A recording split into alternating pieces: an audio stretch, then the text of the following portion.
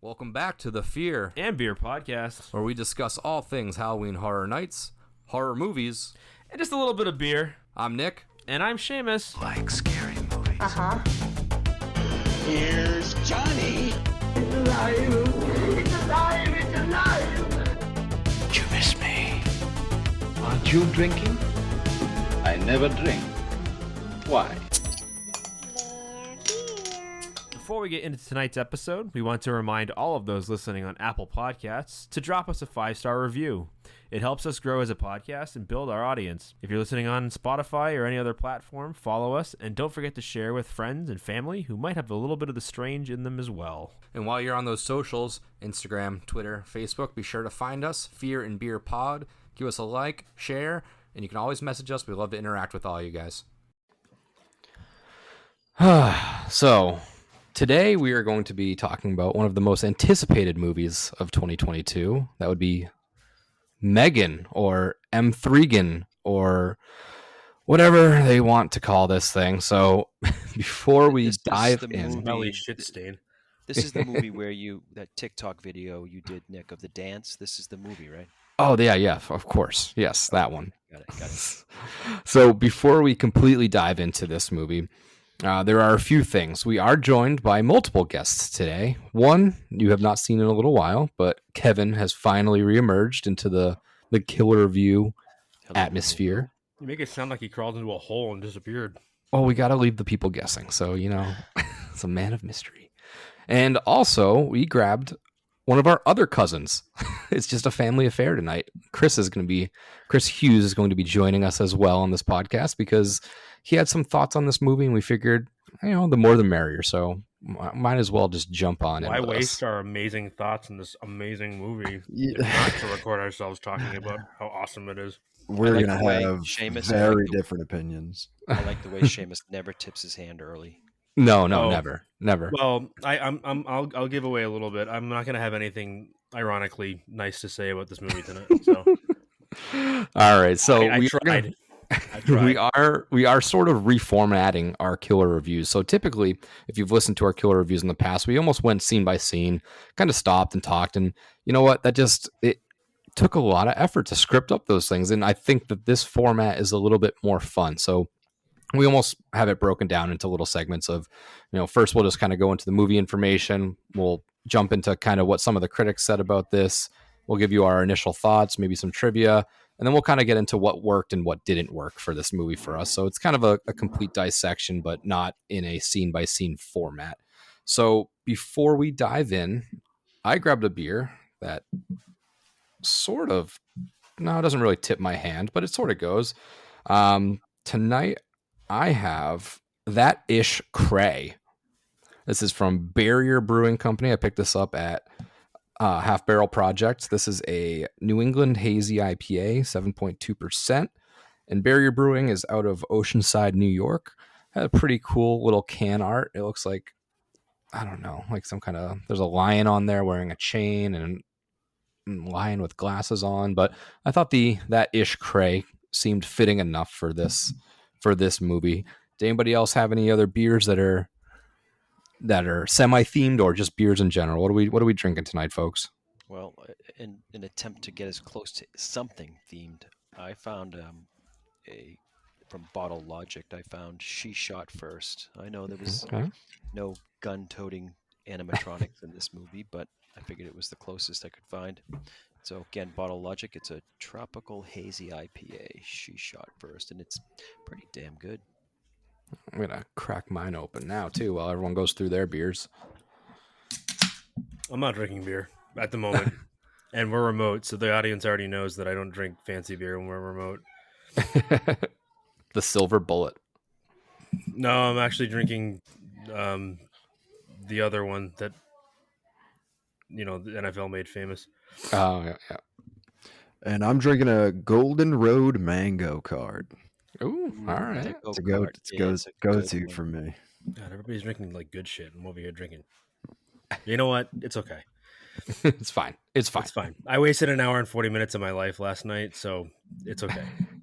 I need to get drunk. Let's get into this. So M3gan, the 2022 horror sci-fi thriller whatever you want to categorize this as. It was directed by Jared Johnston, who, from what I could find on IMDb, had a very limited directorial position. I saw he did some indie in 2014 called Housebound, which seems to be his claim to fame. This was written by Akella Cooper, who wrote *Malignant*, a bunch of other random stuff. I think she wrote some. I think they wrote some Avengers cartoons, and they wrote one episode of American Horror Story. So this was. I can't handle the fact that you just told me that the writer of this movie wrote *Malignant*, because that makes me question. It's confusing. Everything that happens in the world. If you had told me that an AI wrote this movie, I would have believed you. If you had told me that someone wrote into Chat GPT, give me the biggest Chucky clone, awful, make no sense. If you had told me that someone had done that, I would have believed you. But the fact that an actual human being wrote this movie makes me feel even worse. And the story was done by James Wan. Does that make it feel even worse? No, it makes it even. James, what are you doing to me, bud? This is starring Allison Williams, who from Get Out was probably her biggest claim to fame. Violet McGraw, who played young Nell in The Haunting of Hill House, and a bunch of. Yep. I knew. Yep. I couldn't pin her face. I couldn't pin her down. Why was she? We'll get into it. That's fine. And then a whole hodgepodge of just random characters that don't really matter. Character actors that we've never don't heard matter. Before. Yep, don't matter. Actually, no. Hold on. Her boss David is the dude from The Daily Show, isn't he? Or he was. I believe so. He Ronnie Cheng. He also played John in Shang-Chi, the fight director of where Abomination fights. I didn't know that. Wong. He was also in Crazy Rich Asians, I believe. Yep. I haven't seen that, smaller part in Crazy Rich Asians, which we'll get to his part in a moment, I think. Overall, I mean, it pains me to say this budget was $12 million and the worldwide gross was $172 million. Of course, it's a Blumhouse movie, dude. It's gonna make a ton of money no matter what. They could literally make a monkey stirring shit, and people would pay money to see it because it's a Blumhouse movie. Because it is, and they also do the good pre-marketing. I mean, of course, I don't remember it so much before the movie came out, but that TikTok dance, the people dressed like M3gan at all kinds of social events and stuff. They it's funny. Angle. I honestly thought it was a joke, because the thing is that I had first seen it when I don't know something on YouTube. The ad before the YouTube video was this movie, and I thought it was fake. I didn't realize it was a real movie up until it started to pick up steam and was preparing to drop in theaters or whatever. So I couldn't believe it when it was I think Nick told me, it was like, hey, yeah, this is like a real movie, and I'm like, no, it's not. No, it's not a real movie, is it really? There's no chance. Yeah, well, I mean, released in January, right? Which is notorious, like when you release the films that the studios think are kind of gonna bomb, right? Yeah. Yep. It's right after the Oscar push. If it's a horror movie too, I mean, I wouldn't call this movie straight up horror, anyways. I mean, I guess it is just by default. But if you release a movie like that in January, it's typically like, we don't know what this is gonna do. It's kind of silly. Let's see what happens. Yeah. But again, it's Blumhouse. I mean, I gotta say, before we get into any reviews or anything, I just remember the first time I saw anything about this movie, like maybe some clips or some of the promotion, I just thought to myself, this is either going to be maybe one of the worst movies I've ever seen in my entire life, or it's going to be the kind of movie that's so bad that it's good. But it's going to be nowhere in between. Yeah, no, and that was a big thing for this movie. And I guess there's one little bit of trivia that I saw that kind of ties into what we're talking about, is that this movie was filmed as an R-rated movie, but then they were so close to a PG-13 rating that they reshot some stuff and really geared towards that PG-13 rating to get that TikTok, that teen crowd. So the marketing of this movie was done very well, because obviously it got a lot of people to watch it. You don't just make $172 million off of a $12 million movie by marketing it poorly. But I do remember, I can't remember at this point which one came out first, Smile or M3gan, but they both incorporated similar marketing strategies, where I remember for Smile, they had people at like MLB games doing the weird smile, and that was just their ad. But same thing with M3gan, they were all over TikTok, and people were going to parties just dressed as M3gan, and same thing in crowds at sports games dressed as M3gan and being on the Titantron. So it was brilliant marketing. I could say that for sure for them. And to that point where you said that they did do reshooting to make sure they stayed in that PG-13. I didn't notice it, but I saw some people online talking about, you can see where it almost looked like there was voiceovers done to change certain words where Oh, like they probably. didn't look like it matched, and like that's not what they really said, Yep. and I didn't So notice that. But so it that I don't know if they were going for PG-13 and then overshot it, or if it was originally going to be, say, an R, and then the demographic that they were targeting with the social media and such, they said, you know what, we're probably going to do better off if we tone this down. yeah, that's one of those two for sure. So I guess what we can jump into now is Survey Says, which is, I'm just going to go off of Rotten Tomato scores. This one will irritate Seamus. The It already critics has. gave M3gan 93%, and the audience is at 78%. Can you finish? So I'm just, those are the numbers. If you want to talk on the numbers while I look at some reviews, I'll pull up a couple of reviews. I mean, let's remember, Rotten Tomatoes scores are not like, it's not a rating of the movie. What it basically is telling us that 93% of the critics that have rated the movie like this movie. Which yes, I have to. I mean, how many? I have to look it up because I need to know how many critics rated this movie. Because there's over 300. So 93% of 300 plus critics, 300 even, liked this movie. It's certified fresh. Sorry to yell, but how is this movie certified fresh? I love it. Clearly, Seamus is not a fan of tonight's movie. So, I apologize for all those listeners that, wanted to hear everyone just like rave about this thing. You'll get that. Don't worry, but you're going to get a lot of You're going to get a lot of angry. But what surprises me about this is that this felt like one of those movies that, like, normally either it's going to be a critical darling and the critics are going to love it and the audience is going to hate it. But the fact that it's like universally well received by the audience and loved by the critics blows my mind. I'm actually more surprised that it's loved by the critics, honestly. I would understand if audiences were like, this is so fun, I love it, but I assumed the critics were going to bash it. I 100% agree with you. It blows me away that it's the fact that now I have to know, like, what is Get Out's current RT? I'd have to. Let's find out. All right, it's 98%. It's still got a better rating than this movie does as far as Rotten Tomatoes is concerned. But that some of the top blows me away. Yeah, some of the top critics, Christy Lemire from Film Week said, "I love this movie so much and had the absolute best time." Stephen Romay from The Australian, "The ending is predictable as it is on a roller coaster, but it's a thrilling ride all the same. For Juan's Atomic Monster Productions and Blumhouse Productions, it may be the beginning of a beautiful friendship." Oh my god. So it is across the board loved by critics. And like we said, Rotten Tomatoes is a little bit weird because, a 3 out of 5 gets a fresh. So it's right. It's because with these numbers, it's pretty safe to say it's overall a liked movie above them. So going right from then, let's go into initial thoughts on this movie. After you finish watching it, maybe the first time, and we'll kind of go around the horn. So I'll just go from the list here. So Kevin, what are you? Okay. Yeah, Kevin, what were your initial thoughts from this movie? I have to preface it by saying, which I say this with a lot of movies we review, I went in with pretty low expectations. Mm-hmm. And it says a lot about us, doesn't it? It does. Like. I mean, there was no leprechaun, but and I forget who just said it earlier that that one of the critics you said said it was a fun movie. I think the word "fun" I think it was fun.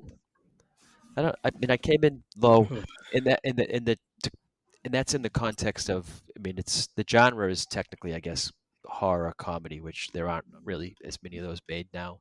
So if you went into it looking for a horror film, I don't think you got that. But I think with going in with really low expectations, I think it was better than I expected. Yeah. All right. So let's jump to Chris, because I think there's going to be a line in the sand drawn after the first There's a two lot and in the the second two. sand drawn, yep. So, Chris, initial thoughts when you first saw this movie? Yeah, so the first time I saw this movie, I actually saw it in theaters with a few of my friends. You And are one I of the think $172 million. I really think that that heavily skews my opinion on it, because I think that this movie being fun, it's definitely the kind of movie that if I just watched it on my own at home, I would go, eh. But I think because that was my first exposure to it and the audience was laughing and I was with my friends, and we were like, oh, this movie's so goofy. It made me enjoy it so much more. All right, Seamus, you wanna tee it up? You want me to start?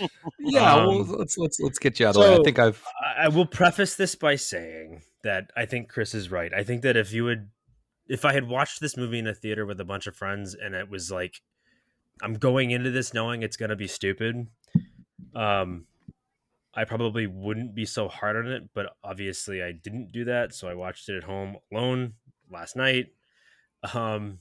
So can I just ask quickly, did you go into it thinking it was more of a horror movie, or did you know what you were getting?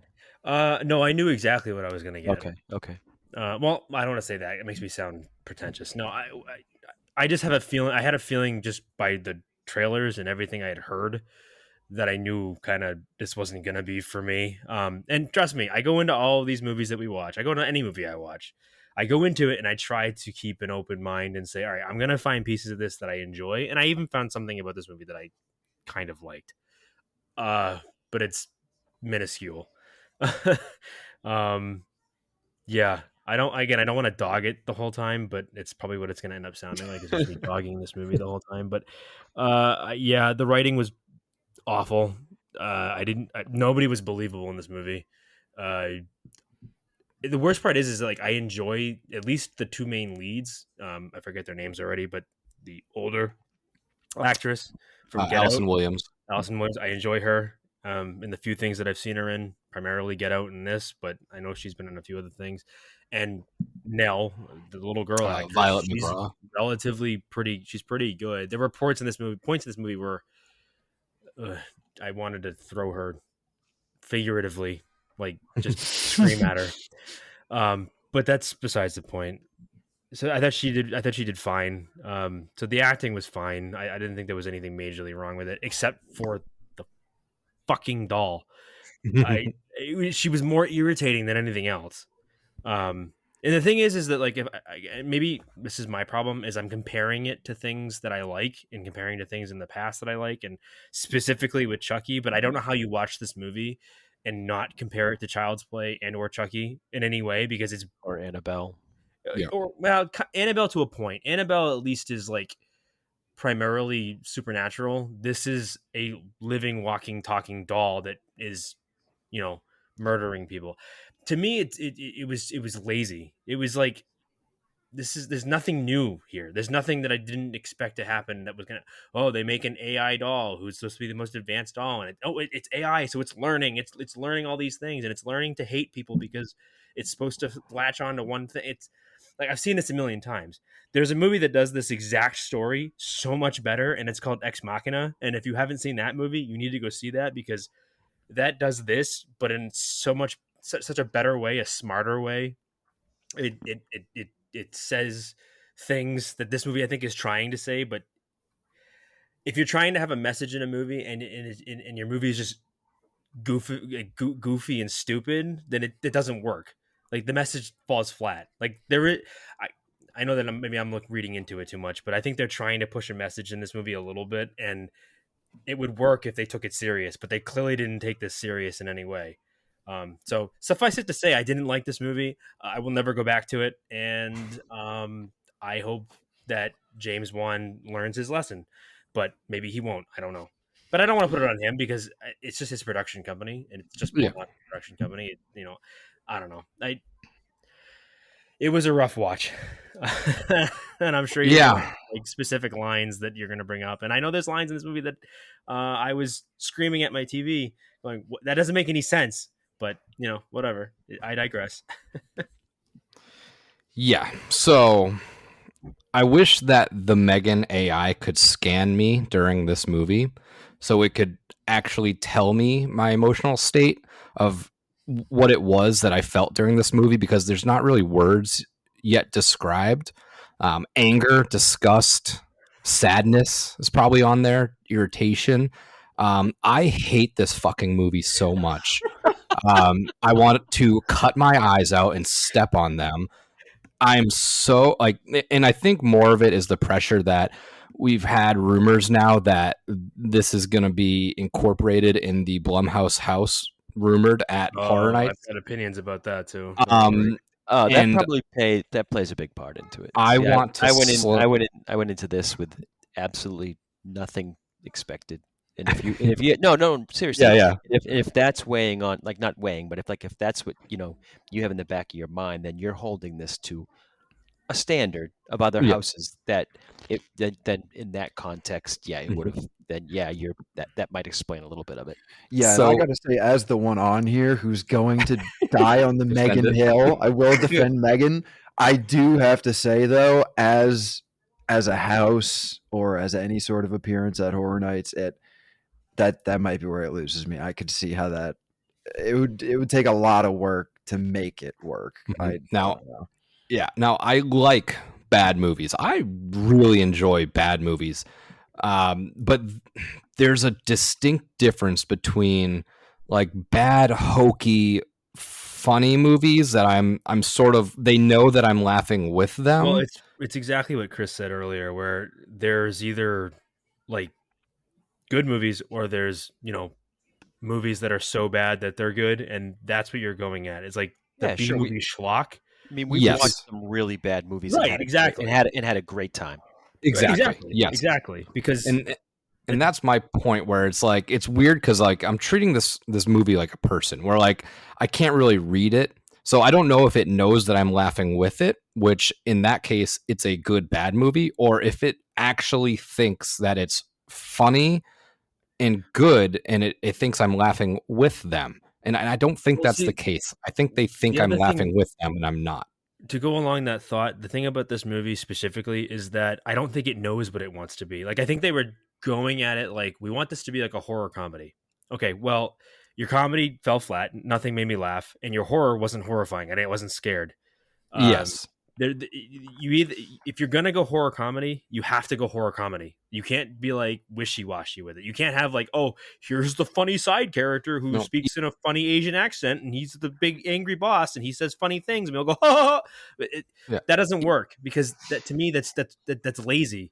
Yeah, either jump in the pool or don't. Stop dipping your toes in. Have all your actors not necessarily be specifically comedic actors, but like at least have your actors kind of have a toe in that world in some way. Yeah. Like, I think all it would take really is one good comedic relief character, which this movie didn't really feel like it had. And I think they wanted David to be that character, and he wasn't. Get Out, for example, isn't even meant to have that much comedy. It just has the inherent comedy of a horror movie. But even the friend, the guy that works at the airport, he's perfect. That's all they needed was just someone like him. No, 100%, because he plays that relief character where you use that almost as like, we're going to terrify you. We're going to make you feel super uncomfortable. We want you to be on the edge of your seat, but we want to give you that relief where you can kind of like feel like it's like almost like a hug during a horror movie. It sounds weird to say it like that, but like he's like the guy, like, all right, when we're with him, we're probably safe and we can laugh a little bit. It's that real world break where, it is kind of good to compare this with Get Out, because I think there are some similarities. But with that character we're talking about, there's those things where he's on the phone, he's like, oh, it's a secret sex cult. And it's like, that's completely outside the world, like into the real world where he's thinking about that. And that's what makes it funny. But if there was that character in here that was like, oh, there's a killer robot, like this is ridiculous. Like, like looking at it as a real spot versus being like afraid of this, it's just nobody. You have to take it it takes itself so serious. It needs a character in there to break that up and not take it so serious. I'll give him this. I think they were trying to go with that with her coworkers, or at least the male coworker. I don't know their names. That's how irrelevant these characters are. But he was kind of supposed to be that character, I think, a little bit, but they didn't do it enough, or he just wasn't good enough to pull it off. That and the boss's like aide. Yeah, but Yeah, and again, but he like was just like goofy. He wasn't necessarily going to make anybody laugh. it He was. was just I sort mean, of the thing is like I thought they were gonna kind of like, all right. I'm like, all right, maybe they will get a little interesting with this when he steals the files for Megan. I'm like, oh well, maybe this is gonna get out in And the then world they and completely dropped it's that gonna, storyline. and then, Like, yeah, it went nowhere. Yeah. Literally nowhere. All it was to play a line for the damn doll to be like, "Oh, dude, you stealing your fucking files. Oh, you did kill him, huh?" And it slashes his throat. Like what? I know listen, of the four of us, I am the most pretentious movie person here. We all know this. We've talked about this in multiple killer review episodes. And I definitely probably look into movies a little bit harder than everyone else does, but I just if I can't buy into what's happening from the get go, or at least within the first 15 minutes, you've already lost me. Like last night, like I wasn't even 20 minutes in. I was like, I'm already done. I'm out. But I had to watch it because I knew we were going to talk about it. So like I didn't want to like watch 20 minutes and be like I didn't finish it. Yeah. But yeah, I mean, I like I said, I tried desperately to get what they were going for, but like Nick was saying, I just don't think that they knew what they were doing. No, I think no. they were So just like. yeah, it's tough. So wrapping up like our initial thoughts, let's kind of break up this before we dive even deeper into the movie. And I know, Kevin, you usually have a whole notepad full of trivia about this movie. Do you have anything in particular that you found interesting enough? no, the only thing that I had noticed we had already talked about, where I found it interesting that they intentionally toned it down. I mean, I would like to see what would the movie deliver if we saw the untoned down version. Mm-hmm. Well, I can tell you this much: there's an unrated version of it on Peacock, and it wasn't very unrated. Yeah, I watched that one as well, and I didn't really notice the difference because I think the first time I initially watched it was the normal version, which, God, I'm such an idiot. I bought this movie knowing we were going to talk about it. I bought it like 2 weeks ago on one of the apps, and then it was like, oh, it's now streaming on Peacock. I was like, yeah, of course it is. Why not? Yeah, great. Make me pay $25 for this That's how they garbage. got you. You were part of the 170 million. Yeah. Yeah, I've been looking through trivia, and there's really just like honestly not much interesting. A lot of it's about the marketing campaign, which we sort of hit upon. A lot of it's about how this was originally shot as an R-rated movie, but then dulled down because they targeted, they zoned in on their target audience. Which then you're talking about numbers. I mean, think about it. If this was R, it would probably made like 80 million. Less. Right. I mean, that's the thing. Is like is the difference between a PG-13 and an R-rated movie in that the worldwide profit or whatever, like, is a huge difference. If it had been R-rated, you would have made less than half of what they made. Yeah. Well, especially this movie specifically targeting that audience. Correct. They found their 100%. audience and said, we can't really, just disregard that information and not let these people come see this movie. So that was a smart decision on their part. So let's get into what worked for this film. Does anybody want to kick off what like worked for them for this film? Yeah, so right off the top, I want to say maybe doubles as trivia, maybe not, but I thought it worked really well the way that they essentially created Megan. Instead of going like full CGI, they had her actually acted by an actress and then interestingly voiced by a different actress. And then also obviously throughout the movie, the face is a lot of CGI. And I think that combination of a human performance mixed with the CGI elements of the facial expressions really helped with just the uncanny valley feelings that she gave off at times. Because the movie's never truly scary, but there were a couple moments where I think even when Kevin and I were watching it, we both just kind of went like, oh, that's creepy. Just the way she moves and the way she looks. And I think that at the very least for a horror movie, they nailed that sort of uncanny valley aspect of it. Yeah. Is there anything, Kevin, what worked for you for this movie? So a couple things. First, back to what Chris was saying, that when she does that, almost like on all four creepy, it's like very reminiscent of like when they do like a lot of demons in horror flicks. She does that creepy quick run on all four. Yeah, that to me, like, I'm like, okay, that, like, and that's why Chris brought it up. We were watching it together when he watched it for his second time, Seamus, not just his first. Hey, she does that. everyone has something they enjoy, man. Loved it Not just as taking much away the from- second time too.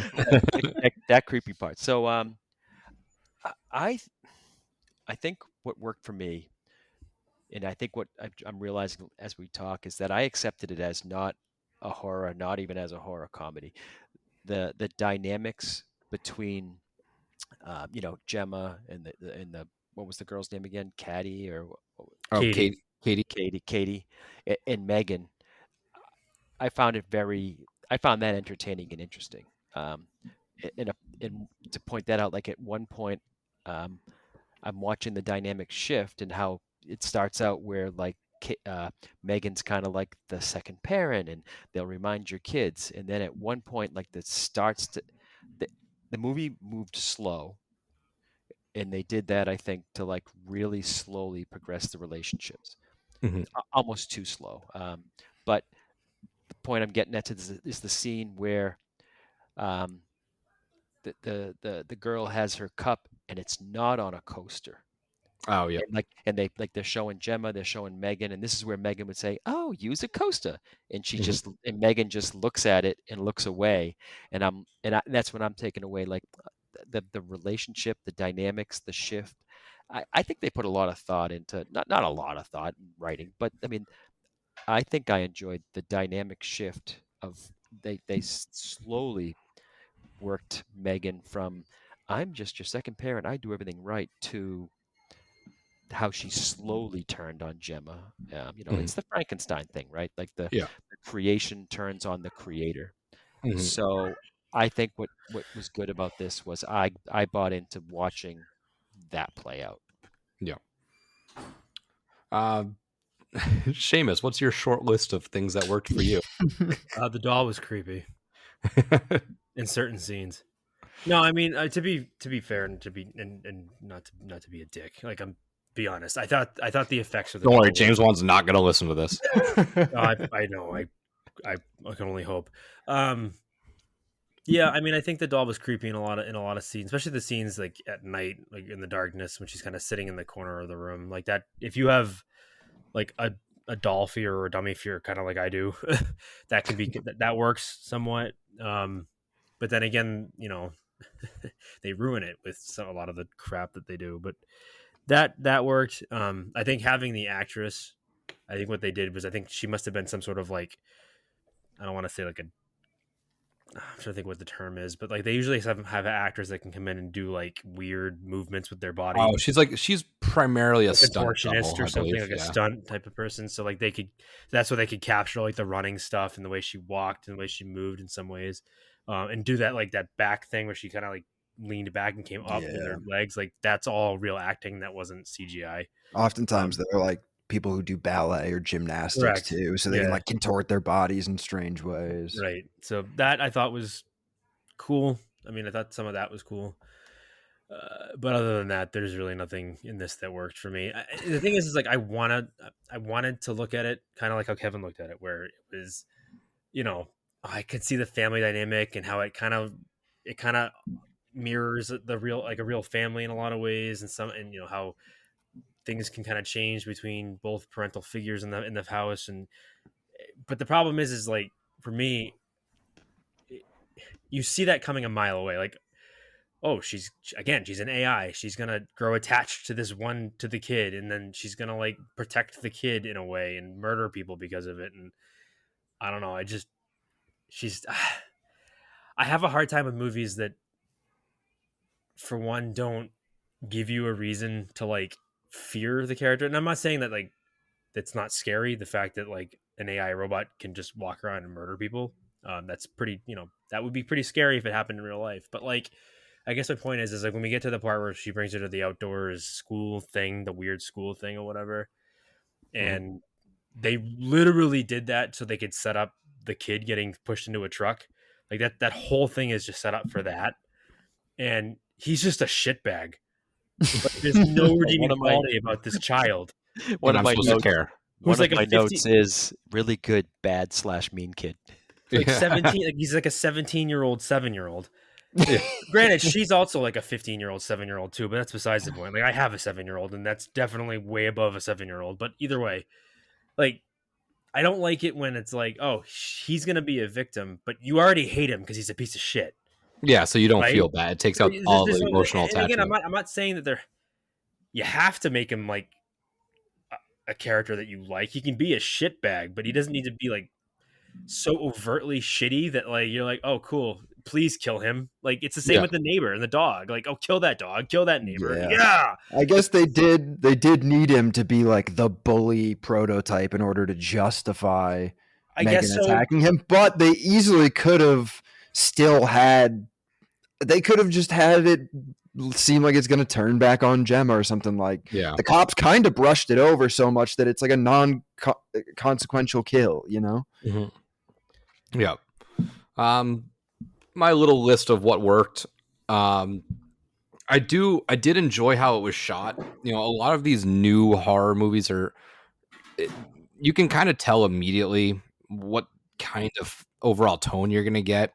And it was almost a comfortable feeling. You know, there was really no like super dark moments, like film wise. It was just shot very somatically, and it didn't have some of those other qualities like Barbarian, for example, was shot very good and clear. And then when you get to the later half of the movie, it gets it's very dark in tone. It switches to nighttime a lot more and stuff like that. So I do enjoy that, the aspect that it was shot well, but I think the flip side of it was that they didn't really capitalize on that direct shift of it changing. They just kind of kept the same tone all the way through. So meaning like as the character Megan started to change, you think if they had slowly changed the cinematic feel, it would have brought everything together? I think it would have pulled. I don't know if it would have pulled everything together, but I think it would have. You know what I mean? Within reason. Yeah, I think it would have tied some of the story in a little bit closer, if that makes sense. Which actually, seeing how this is a James Wan film, I actually think they did that great in *Malignant*. Mm-hmm. As the whole sort of like big quote unquote secret unravels and you get into that final act of the movie, the way that they filmed it and the cinematography shifts in a way to reflect the way the story changes. And I think that they could have done that again here. Correct. And that's what I was sort of waiting for. And then ultimately I just never got it. But I think Allison Williams did her best with this part. I think some of my what didn't works are other actors and actresses that seemingly phoned it in or just didn't understand what they were doing. But I think Allison Williams did a good job with what she had. It's such a ridiculous pitch to be like, hey, this is the movie. Well, I think we've talked about this before in other specifically Blumhouse movies. I think they go all out and splurge in one actor, and then they bring in a whole bunch of like local people that are like stage actors that are trying to get like a job. Yeah, I mean, Blum is That's how they keep always the budget. Yeah, he's openly talking about how budget, right. he's trying to keep his budget as low as possible. And sometimes that works, and sometimes it doesn't. And in this movie, I think is when it doesn't. Yeah, I did like the aspect of when Megan sort of went out of protocol and started like searching more information. It reminded me. I started thinking of Ultron from Avengers, and I feel like again that was a really good direction they could have gone into, and it didn't.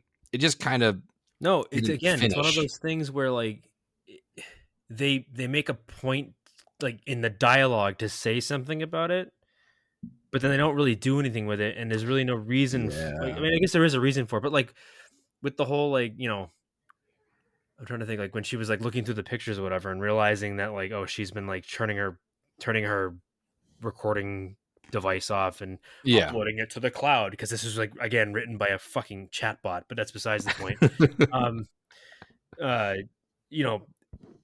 Moments like that where you're like, all right, I'm getting some of this without having to get it through some idiot character telling me it. Just but then like everything else is just like, they have to talk. It's one of those movies where it's like, we're going to be techno speak for the sake of being techno speak because we're technical and everybody's technical and all the Zoomers are going to love this because it's technical. It's like, well, hold on a minute. Don't be ridiculous because when you write like that, it takes people out of it. At least, I mean, again, that's me. It takes me out of it. So like, you're right. I think they could have gone down some of that a little bit further. I'm like, go into the whole AI starting to literally like think for itself and do this and do that. But then it's like, they start off by saying, well, this is a really advanced AI and she's going to be able to self-learning and all this thing. So they basically established that was the goal with this thing. That's what they did. And then like halfway through the movie, they're like, well, no, it's supposed to be random words that it feeds together in a word salad and make it look like it's talking to you. It's like, well, hold on a minute. You can't be one thing and then another.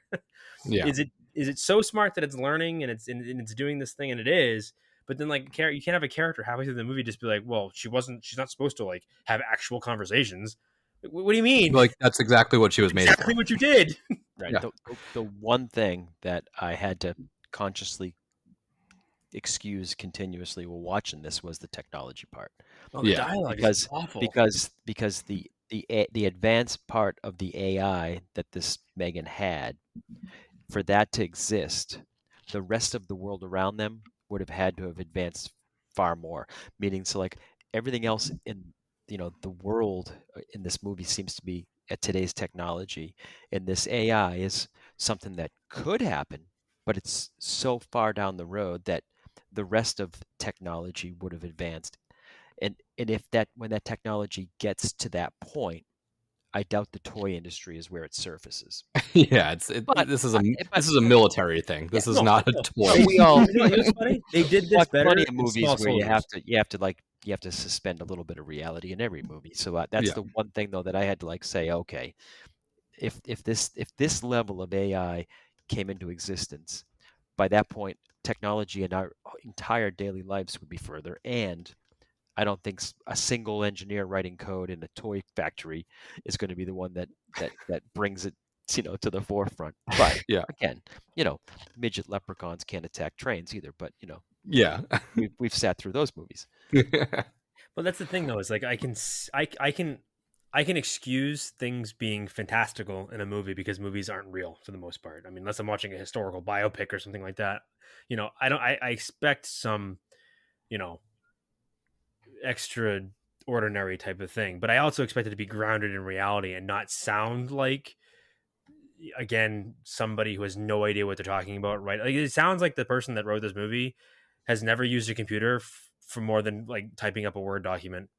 Like I'm trying to explain this in a way you can understand what I'm talking about. The way they just force feed like keywords into the dialogue, like when she says the whole thing, well, she's failing to upload it to the cloud. Like that, what? Yeah. Like Yeah. it's lines like that. Like when they're overtly just trying to be technical to sound technical. Like you don't Yeah, sound technical. You just sound. I guess I'm just immune to that by now because that takes place in every TV show and every movie Yeah. every day for me. Yeah, So and maybe that's it. Maybe I'm just I tend to stay away from mass market general TV shows like on like the Mr. Robots of the world and that sort of shit. Like I try to stay away from some of that stuff because it just doesn't interest me. well, as a And- sidebar, when I'm the guy that like when there's a scene and there's like code on the screen and I actually try to read it and it's like that's nothing to Oh, what yeah. they're talking about. But I'll just say you brought up Mr. Robot. That's the one show that when I would like analyze what's on the screen, whoever their like technology advisors were good because a lot of times it was really what they were talking about. So Well, let me use Swordfish as the example then, because it's kind of the point I'm trying to make is that some of these movies, like this one specifically, is I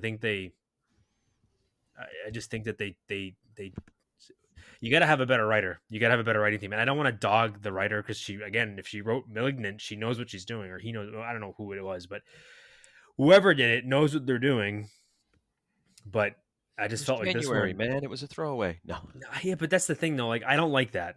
See, I hate that because it's like if people are gonna give you their hard-earned money and you're just gonna like treat it like it's I'm like sure it's it really nothing. wasn't, but it just drives me nuts. And then I don't know. I'm glad I didn't go to the theater and see this. I'm glad I didn't spend $15-$20 on a movie you ticket, might whatever have a the hell they different. cost now. You might have a I think different maybe you perspective. would have enjoyed it. You would have had a great day. You would have I don't know. You would have been like me, walking out of the theater, going, "Man, that thing's gonna make Maybe. $1 million." Maybe. But ask Nick Yeah. how he feels about Midsummer and how I feel about Midsummer, and we both saw it in the theater. So Yeah. So and then the last thing for that, like what worked for me, and then we can start getting into what didn't work. The last thing that I really worked for me was when Megan got attacked by the dog, and I wish that could have happened the entire movie. So what didn't work? Okay. The list. almost everything. So the list, and like I said, I watched the movie and kind of just put little bullet points of scene by scene. So I guess us going through this list will sort of be in vain of how we normally did things because there's a lot on this list. Well, what did boy, oh the thing boy. is what didn't work for one of us probably worked for someone else. So you also Yeah, so we'll kind of have a small discussion, I guess, on each one of these pieces. But because I'm sure I mean, just from the get go with the Perpetual Pets intro, like, oh, clean up on aisle 7. that actually worked for me. Oh, it irritated me to no end. So I guess we do disagree a little bit because I think like when that started and that came up, I was like, for the initial 10 minutes, I was like, oh, okay. All right. I kind of see what they're doing here. I kind of see where they're going with this. This is funny. This is kind of goofy, but it also feels real because like it looked just like a Furby. Yeah. And I get they were like taking a dig at like the toy companies, but like you could have just made it just a little bit more believable, but that these were actually like top selling. They're creepy as hell. They crap out fake little turds and they like laugh at you. Like that. At least make it. Bro, Furby was one of the biggest toys in the 90s, man. Like I know, and I had one, but it didn't like poop. Like it didn't literally shit baby everywhere. Dolls they have baby dolls nowadays that shit and piss. So I mean, and they had them then. Maybe too. I'm just disconnected from toys. That you don't might have be kids, a big so thing. I understand that. Like, so I guess from that perspective, yes, I would agree with you that like for someone like you, it probably would take you out of it a little bit. But for someone like me, like I kind of understand what I thought they were going with it. But then like they didn't really do a whole lot with it. It was really just to set up the idea that she's supposed to be working on like the next version of that. Yeah. And also set up the whole mother and father dying and the kid, and which is my next point was the predictability factor of it. They're driving in the snowstorm and we can't just wait until one of those snow truck comes. When could that be? I was like, again, that's what I'm talking about. Lazy writing, man. It was very lazy writing. I was actually within like the first 10 minutes of the movie, I was just kind of keeping a list of like how many tropes they were running through, how quickly they were. Because I was like, oh, the typical like, let's start our movie with the distracted driving. What could possibly go wrong here? Yeah, and then dead parents. Now we got an orphan child, and then they bring you over to Gemma's story, and it's like, oh, here's the douchey loud boss with his goofy assistant. And I was like, man, they're checking them all off the list. Well, don't forget the part where they're at the day camp and they're like, okay, kids, we're all gonna head out into the woods alone with baskets to look for chestnuts or whatever. Yeah, chestnuts, which apparently are all spiky. I mentioned it earlier, but Ronnie Chang, who played the boss, I felt like he phoned this in completely. Yeah, and it's disappointing because he was great in Shang-Chi, and from what I remember in Crazy Rich Asians, I mean, he's a great actor, and I just felt that I feel like he took the job without looking at the script, read the script, and was like, "Oh, what the fuck?" Well, no, I'm sure it was one of those deals where like he saw Blumhouse and was like, "Oh, they're pretty big. Like, I want to try to maybe get into a little bit more character acting and movie acting. So this is a good avenue for me to go into." And they're probably looking for funny boss. That's probably what they were looking for. Funny boss who is quirky and can be a kind of douchey, not supposed to like you, but at the same time, like it didn't work. I think I said earlier, like he was supposed to kind of be the comedic sidebar, that relief somewhat to this movie, and he's so over the top that it's like it just didn't work. Yeah, and that could be a disconnect between him and the writing. That's what I think. Or another theory I have is that I know he's a stand-up comedian. I haven't seen any of his other work as an actor, but I have heard stand-up comedians say that sometimes that crossover can be awkward because being funny on a set off a script is so different than being funny stand up on a stage. So maybe that transition led to sort of like a weird translation. It could be a combination of things, but that's kind of what I was thinking. Right. Yeah, I mean, Chris and I were watching it, I was like, I can't put my finger on it, but there's something off with his delivery of his lines, and that's when Chris said maybe it's because his delivery is used to being stand-up comedy. Yeah. I mean, if you think about it, he's kind of like this generation's I forget the guy's name, but he kind of got famous off of The Hangover. What is his name? I forget his name. Oh, I know the character you're talking about. I Yeah, don't. but I think it's kind of that same idea where they were kind of trying to go for that. Zach Galifianakis, No, not even Zach. Ed Helms, Ken Jeong. Oh, Ken Jeong, Jeong, yeah. And no, I'm not comparing it because they're both Asians. But what I'm saying is that like he was just that side character that's that just so side outrageous. funny character, which I think he. No offense to him, he seems like a pretty decent guy, pretty decent actor, but he's a character, not a character. He's a typecast character.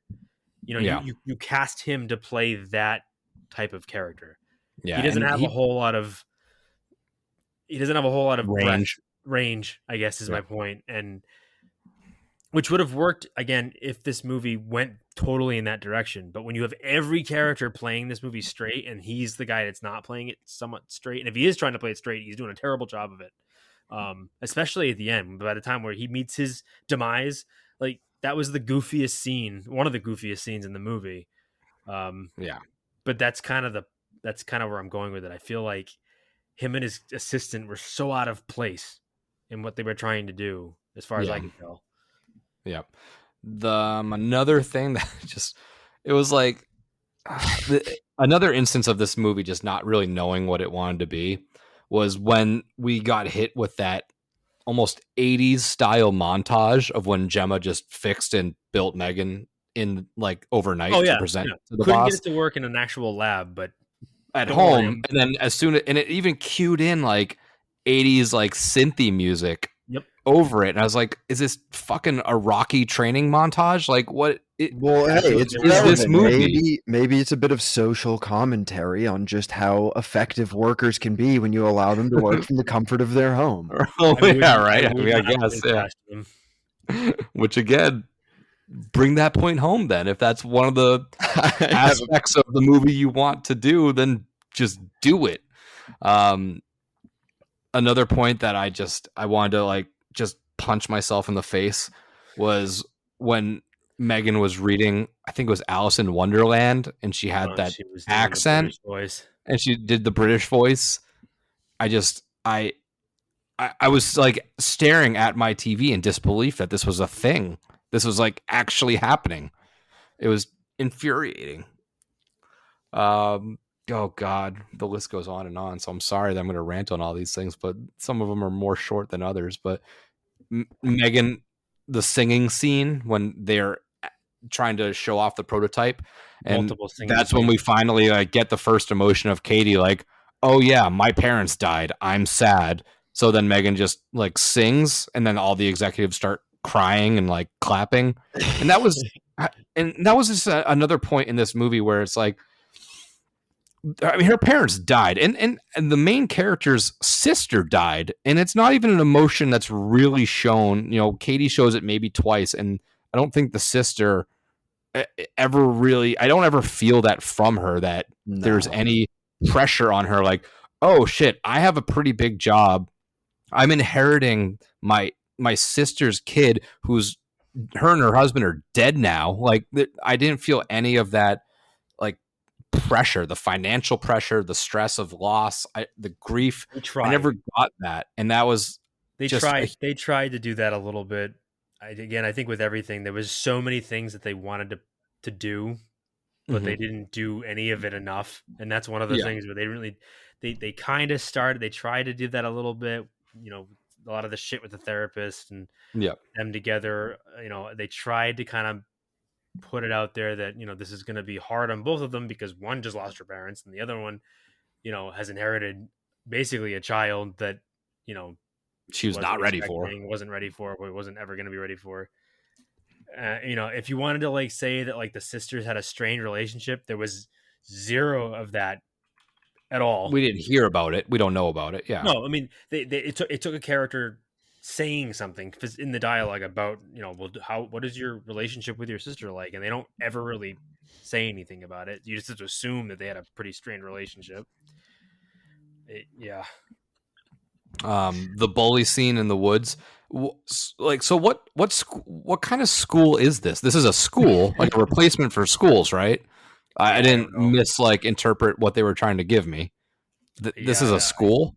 I guess so. And then the parents hand out Okay. sandwiches. It's one And of the they're like what do they call them? Unschooled. Like they're used to be homeschooled, but nowadays parents like- are saying that they're unschooling their kids. So which is this a no thing? School. Is this like a I real have no thing? idea. Maybe this is an alternative where like we're gonna teach them how to Like find eat berries? acorns. Yeah, I don't know, live off the land. Yeah, it used to be And called why do they Project all have- Adventure. Yeah, it's pretty much just like Boy and Girl Scouts as a school, I guess now. But why? Yeah. Why did every single child? Why was there a 5-foot teddy bear on the bench? Oh, because the kids Like- bring their gigantic toys to school camp Like, it's thing. I don't know. Well, because That- they that- needed to establish that shot that Megan's missing Megan's from the gone. pile. She's missing from the 10-foot fucking brown bear stuffed animal. You know what it Um, was? I think it's literally they needed to set up a scene where she kills a bully in the woods with magical fog that just shows up for no reason, but also do it in a way where it's like, did I really kill him or did he fall in front of a truck? Like, Yeah. that He's in whole a better, thing was he's in setup. a better place now. Yeah. Yeah, That- right. There is no will better say- places for I people will like say Brandon. that one scene where she's like, but he is in a better place, right? She's like, no, that kid definitely went to hell. And then Yeah. starts singing Bulletproof by Sia. Oh, That got a Titanium. laugh. I got a laugh in the theater, I will say. So that was my Oh, second yeah. next note where I was like, I just don't get it. She breaks out into titanium. Just how I get- absurd the absurdity of it really it landed in the room. On the But day, back- you should have been there. Oh, Jesus Christ. But back in the wood Excited to be the there. wood scene. So this was a scene that we did mention before where she's like crawling or running on all fours, which Looks like a bear.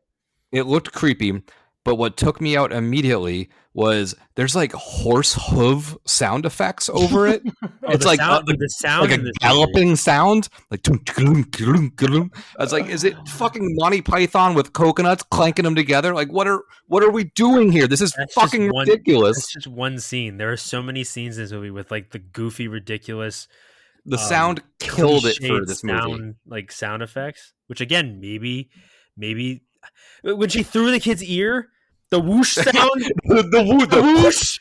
Why did they have to put a whoosh in it? like just You just leave reminded it me. alone. I think I screamed out loud while I was watching this movie. Why is there a whoosh when she throws his ear? I don't understand. You guys are saying all this like they're negative things. Like, I I'm wanted to know, why did his ear stretch like a foot? I know. like gum. Gumby. It was- Oh, because it's and again, it just goes back to the same point: is this movie has no fucking clue what it wanted to be. Does it want to be an '80s body horror movie? Does it want to be a schlocky "this is ridiculous" movie? Is it want to be a sci-fi movie? Does it want to be a Big Brother style movie? It has no fucking clue. Well, this and to be a little less ridiculous with it, to me, this is part of where I really don't like it. Is I think that they just carped so many things from other things. Like they wanted this to be like the next Chucky. Oh, the female Chucky. Yeah. Like we gotta make a girl Chucky. This There generation's needs to Chucky. be a girl and a boy thing of everything. Well, we already had one. We have Bride of Chucky.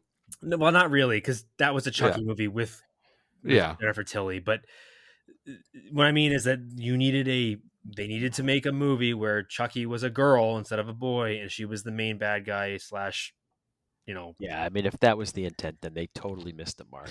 My guess is they weren't shooting for that. That this. I don't think. You I can't don't tell think- me that they weren't. Because Oh, you think really so? like- it's this. I think it's so the far same out of that thing. genre that it couldn't be that. But if it is, then Yeah. they get an F- on hitting that Well, mark. because the thing is everything about at least the later Chucky movies. Like when you went from Child's Play to the Chucky movies, it got just was goofier. ridiculous. It got more self-aware. But like Nick and I were talking about it when we reviewed Bride of Chucky. They did it better because it's one of those things where like we're gonna be ridiculous with this. We know it's gonna be funny. We know it's gonna be stupid. So we're just gonna go into that. We're gonna lean into that a lot more. Where this one, it's like they leaned into it just enough, but then pulled it back and wanted to be serious again. And to me, that's like you can't have it both ways. Yeah. if you're gonna try to make me laugh at the most ridiculous shit, like a whoosh when she throws the fucking ear, if you're gonna try to make me laugh at that and then be like, oh, but this is really scary and spooky, and she's trying to hurt everybody, that she's gonna hurt everyone, she's gonna be self-aware, and they're gonna make millions of these dolls and gonna take over the earth. What do you want me to do? Like, what is the emotion you want from me? Do you want me to be, haha, this is amazing, this is so stupid, or do you want me to be like, ooh, this is scary, I should worry about this? Right. And I will admit, I think they might have set themselves up for a tough challenge, because when you think about it, it's pretty hard to make a movie like this good, where it's horror, but it's technically not really horror because it's not scary. It's not too funny. So where do you really enough to be a comedy? Yeah, where do you put your strength in a movie like this? The only other kind of movie I can think about this where it is horror, but it's also kind of not horror, would be like a Tucker and Dale versus Evil, and I think they did it really well. No, that was a good movie. It's like a non-horror where that's like Shaun of the Dead-y, like very comedy. Strictly. That's what they were going for, but they didn't have anything to anchor on. Like Tucker and Dale vs. Evil does what it does so well. Yeah. This movie just kind of spread itself so thin that it didn't do any particular thing well enough for you to cling on to that. And that was from the get-go. That's where I feel like they really dropped the ball, was just to that point was like, what are you? Tell me what you are. Well, we're a little this, we're a little that. It's like, no. Pick one. Stay in your lane and pick one. Because do you want to do one thing great, or do you want to do a lot of things okay? The other part about kind of this, following this theme that we're going on to, the thing with Blumhouse is like they've done this well before. Like Happy Death Day. Look at Freaky and Happy Death Day. Yes. Like those movies do this the right way. They do they are so comedy-ish type thing that's like it's an absurd situation, and we know it's an absurd situation. We are going to play it somewhat straight, and we'll help, and you'll be able to buy into that. But at the same time, we're going to have some levity, and it works. This one doesn't work at all. Like the taking it serious and the levity just don't work together. Yeah. And I think a lot of it has to do, for me personally, is just how they do it. Like again, a lot of the stupid sound effects, the montage, the music, the singing, the cutaways, all saying 4 times. It's just so she busts into song on I think 4 different occasions. It's like she's like a drunk at the local bar on karaoke night. She just starts singing fucking Titanium. Look at it this way. If the only singing that had happened was, and maybe not in the same scene, maybe they did it a little differently, but when the girl finally breaks down and says, like, I'm struggling with the fact that I lost my girl. That's fine. That is a great moment, because you finally gonna get to see her, be emotional about something that she's had to be strong about. And then at that point, if the doll's like, well, I'm going to make her feel better, I'm going to sing her a song that maybe she likes, or maybe it's a song that her mother used to sing to her at night. You know what I mean? Like, tie it in that way. That would make sense. But like you said, like that kid. I just killed this kid. I am Titanium. Right, exactly. Zero reason for that to happen. And I did make a note that scene where they're in the test room with all the rich executives behind the glass watching them, and she starts singing, and it somehow, by some miracle, cheers the kid up. They all start tearing and wiping their tears and clapping. It made me think of when the lockdown started, and all the celebrities were in their mega mansion singing. Yeah, right? I was like, oh, it's just so disingenuous and out of touch. Oh yeah. The last 2 little points I had, the hallway scene. Which one? You mean the one when she's dancing? When she's dancing, oh, I love it. You've heard my thoughts. You've heard my thoughts the last hour, so I don't think I need to really dive into this. But hold on, wait. What scene? I'm trying to remember what scene this is that she was dancing in. So she starts chasing the boss. Okay, so it's whatever. The one. Yes, all right, yes. And she does jujitsu flips or something, and then grabs a paper shredder or grabs one of the paper clipper things. No, you mean the paper slicer that nobody uses anymore. Those from 1994. It's shaped like a fucking katana. Yeah, after she grabs it turns into a sword somehow. Yeah, right. We're in a tech company that makes dolls for just under the price of a Tesla, but we're using fucking paper cutters in a random. Hey, you got to save where you can. You got a budget. Yeah. You got to save where you can. I just want to know who on the staff, who was writer, screenwriter, is old enough to even know what one of those things Right? is. This is what I'm talking about. I swear to God, this movie was written by somebody that either is so old they don't know how computers work, or it was written by, like it's written by someone that like is of our generation or maybe even younger, and like they get the technical thing and they're trying to make it look like it was written by someone who's from the 1940s. And I only say that half kiddingly. I mean, like, would anybody? I know you're saying half kidding, but I think you're being. No, I I think mean, there's some level of truth yeah, there. like, would anybody that's would even think to say, let's write that into the script? Like, it had to be somebody that's 60 years old, right? Somebody. So that's what I'm saying. So there's the problem with a lot of these movies sometimes is that they have too many writers.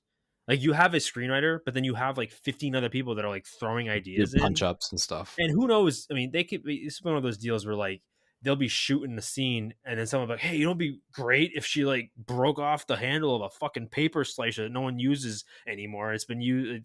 Why this is so ridiculous? Why would it be here? Like you just said, it's like a toy company in the 21st century. Like I can almost see the conversation where they're like, "Well, she's in the hallway of an office building. What kind of? She needs a weapon. What kind of weapons are in an office building?" Right. And some guy who got into the industry in the 50s goes, "Well, she could just take a paper slicer." Yeah, everyone's like, "A what? A what now? You mean scissors?" Like, no. This thing is a classified weapon. Some poor scissors PA made more sense. There's some poor PA running to every Staples in the county, going, "I have no idea what he's talking about. I can't find it. I don't. Yeah. He's talking about a paper shredder. How is she going to use that? He's going to hit him with a fax machine." Yeah. Do that.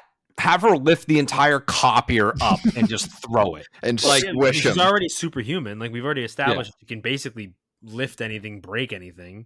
Yeah, she's nearly impossible to kill. That's the other thing. It's like, why doesn't somebody just like pour water on her?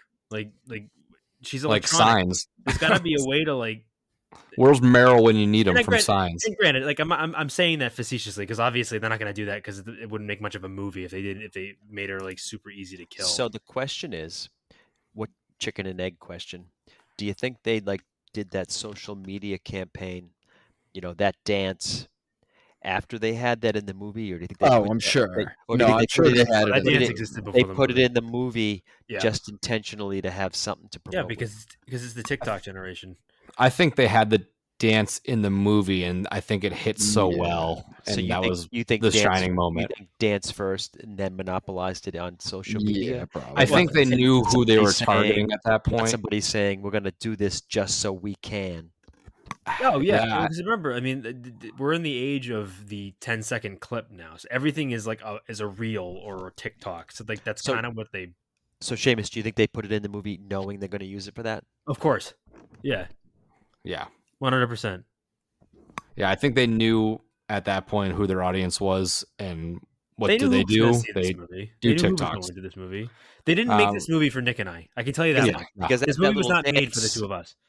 Played no part of the storyline. It made no sense to be there.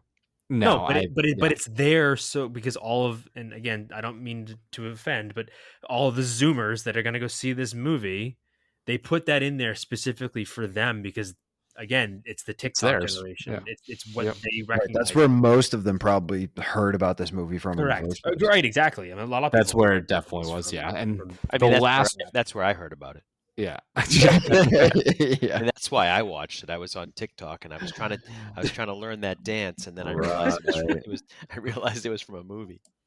The last point that I put under my doesn't work, and I know we're still on my doesn't works, but we've kind of, I think this was a good list to kind of walk us through the movie. And if anybody has anything else after this, we can talk about it. Was the last fight where she gets like weed whacked or not weed whacked, but a trimmer in the head, and it gives her the Chucky look. Trimmer in her workshop. Yeah, but it gives Megan the Chucky look. It's the same look that Chucky had in the following movies. Yep. So, and that's we mentioned earlier. Was this movie, directly made to fill that void of, like a robotic girl Chucky? And I don't know if they put this part in to pay like homage to it, or it just felt on the nose for me. Movie is an homage to Chucky. Yeah, I would say especially in that moment. I think it's too much. It's too close of a coincidence to not know what you're doing. But I'd say that they did it, as sort of like a nod to like we know where we got this idea from. So yeah. So that's what I have for my did not work. Is there any other points for anybody that we didn't talk about already that necessarily didn't work for them? For me, like I said, I kind of got caught up in the story of like, okay, just the dynamics. But once I used that as like something to entertain me in the waiting room, the problem I had is like it just went on too long before. Like if they had been more violent earlier and went all in on the crazy doll like attacks everybody who threatens the kid, then it would have changed what I expected from the movie. So, the whole dynamic that I talked about, like that gave me something to do while I was waiting for the horror genre to kick in, and it never did. So like that didn't work for me. Like if I was going into this looking for the Chucky style of movie, it should have came earlier and been more prominent, and it never happened. Yeah, I think to conclude, just sort of if you wrap up everything that's working against this movie, they actually addressed the problem themselves in the dialogue in the movie at one point when she's in the neighbor's shed and she's about to kill her, and the neighbor says, "What are you?" And Megan says, "I've been asking myself that same question." I think that goes for the movie as a whole. Like, what are you? I don't know. That was a long list. So I think we got two last little things to talk about. And what I put this as our topic of the defining moment. So what scene or moment in this was most impactful in like your judgment of this movie? I have to pick one. So you have to like, what was the one moment where you first were like, this is where my overall opinion on this movie is kind of coming from, and this is like the first moment that I knew how I felt about this movie. And I'll go first to give you the example.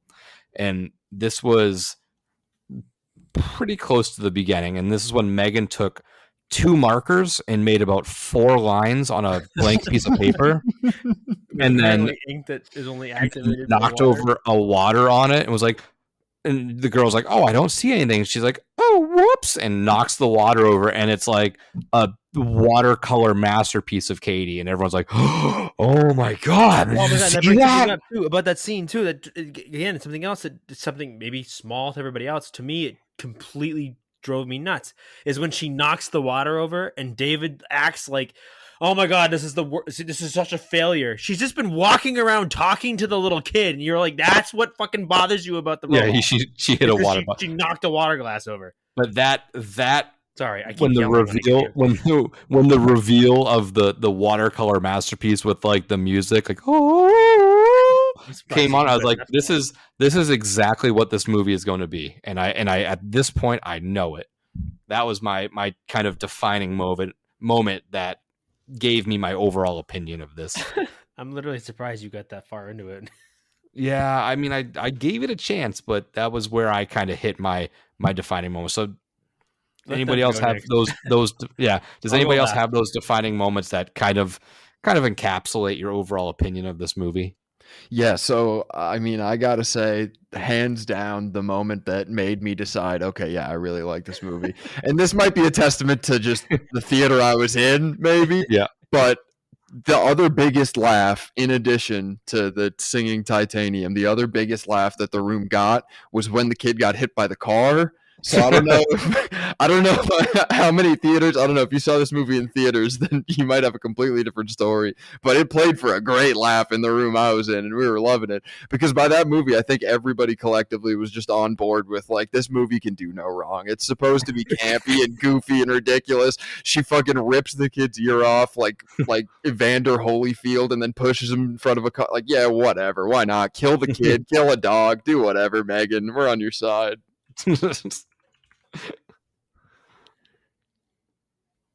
So any other defining moments out there? Is there one that this is where you decided you liked or did not like this movie? well, it's not where I decided whether I liked it or not, but I Yeah. think it's indicative of the film, especially after all of us talking about it, was the scene where the detective is like questioning them about the kid being run I over. forgot about the detective. And the detective is this weird ass, almost character.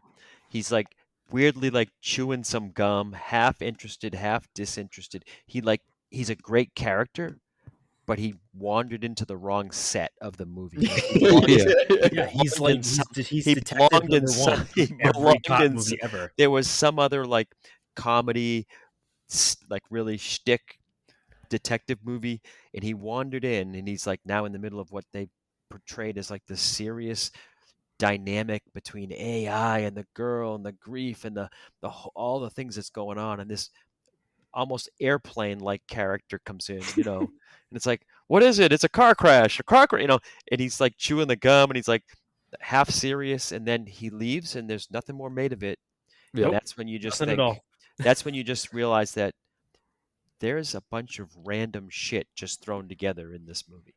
Yeah. Yeah, 100%.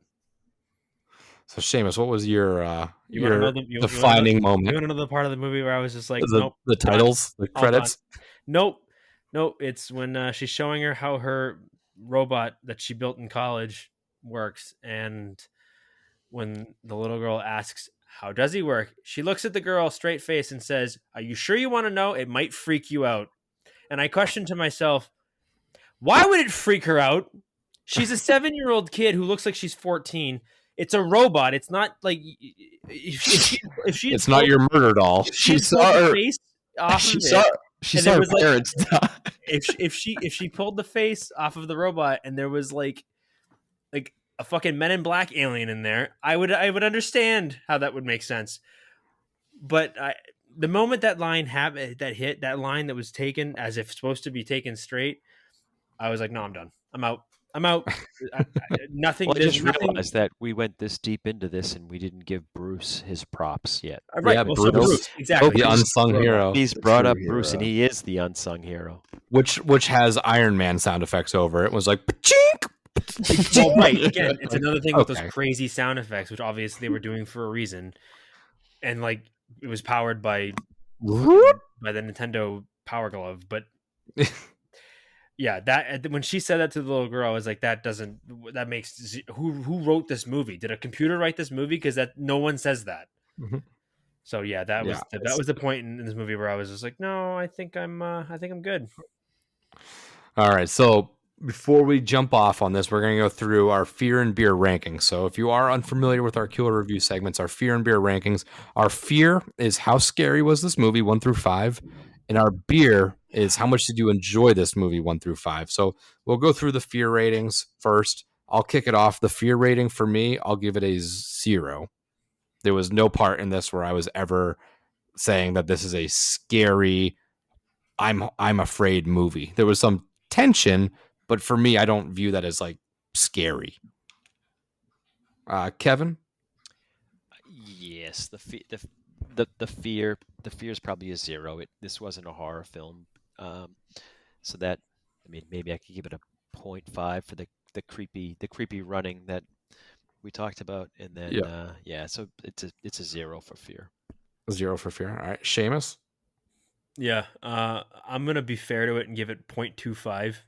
Okay. 0.25 for a couple scenes where the doll looked kind of creepy in the darkness. Otherwise, yeah, there's nothing in here.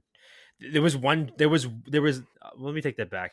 I'll give it a 0.5, kind of like Kevin. The reason for that is there is one effective jump scare in this movie.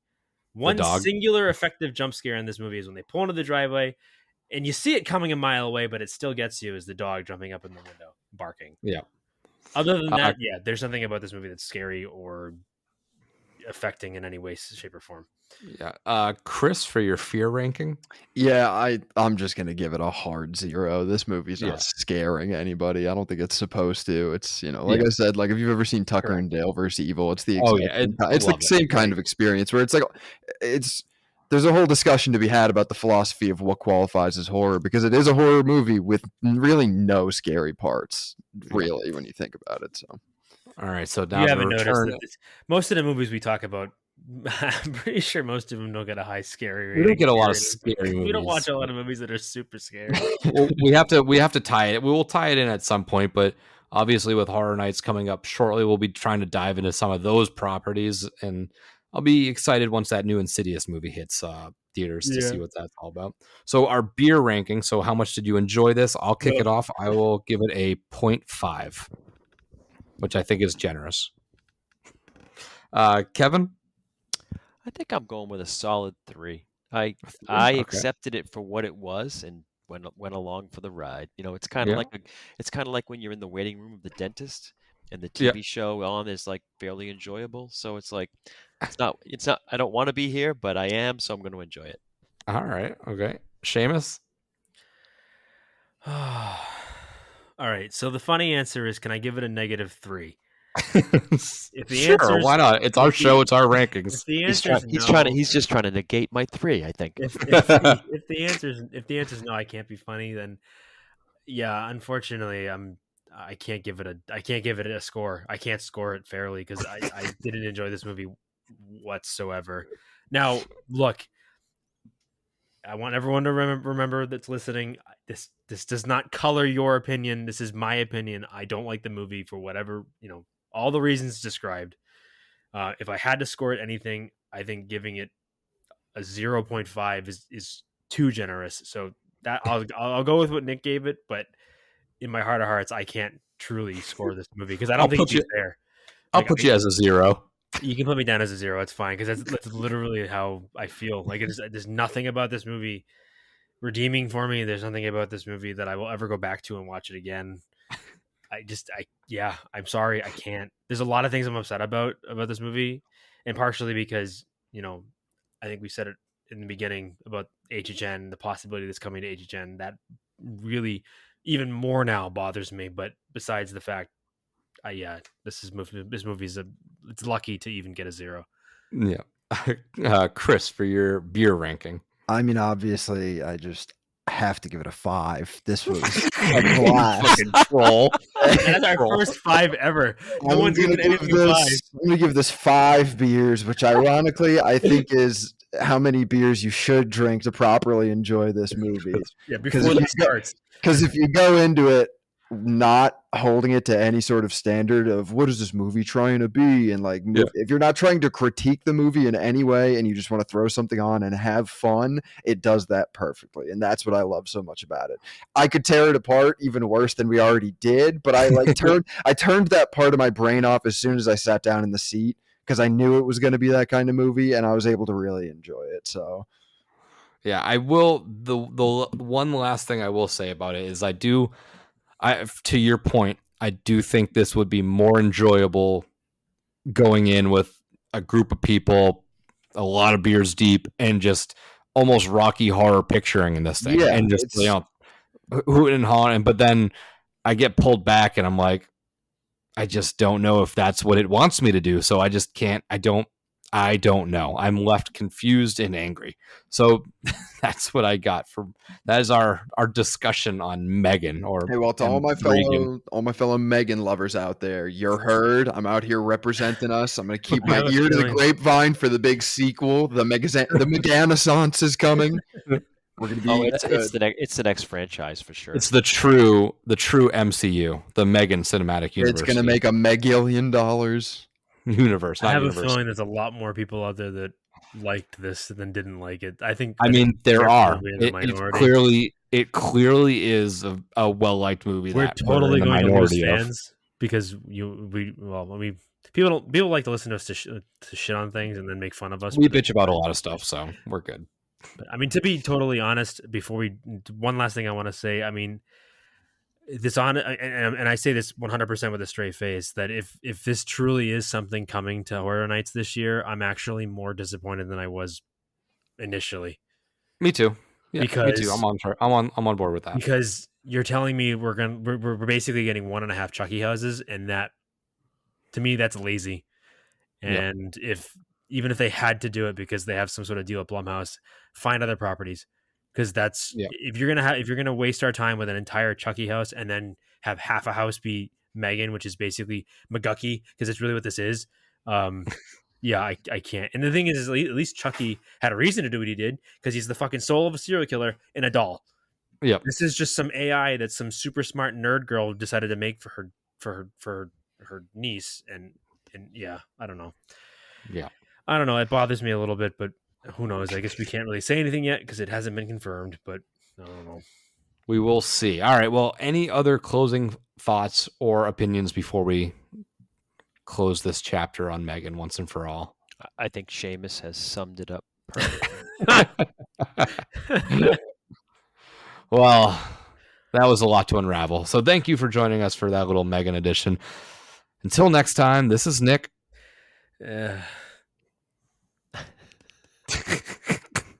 Oh, sorry. This is your disappointed boy. This is Kevin. And Chris is somewhere in there. All right. Happy haunts. Cursed. It's got a death curse. You know, it's Halloween. I guess everyone's entitled to one good scare.